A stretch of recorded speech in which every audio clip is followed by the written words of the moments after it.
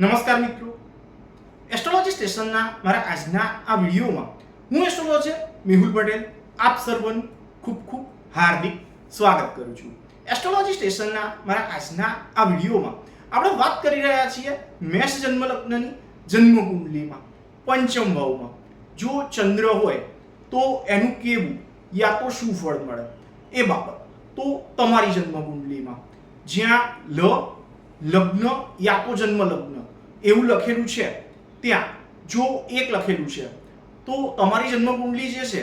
એ મેષ જન્મ લગ્નની જન્મ કુંડલી છે એવું તમારે સમજવાનું છે।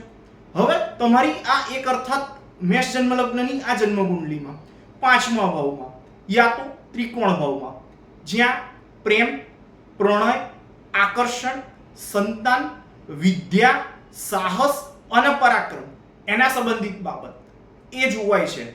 ત્યાં પોતાના મિત્ર ગ્રહ સૂર્યની રાશિ 5 અર્થાત સિંહ રાશિ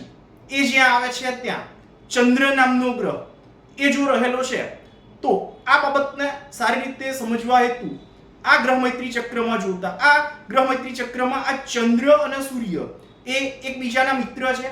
એવું દર્શાવે છે યા તો બતાવે છે અને એટલે જ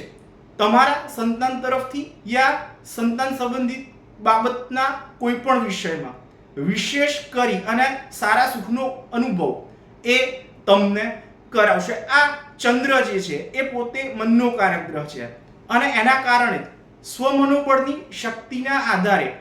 એ તમને વિદ્યા સંબંધિત બાબતમાં ખૂબ સારી એવી સફળતાની પ્રાપ્તિ કરાવશે તથા તમારી માતાથી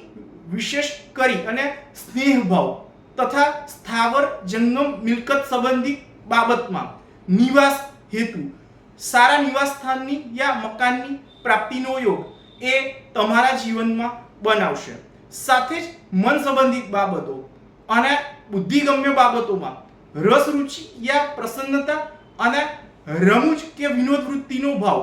એ તમારામાં જગાવશે યા તો પેદા કરશે।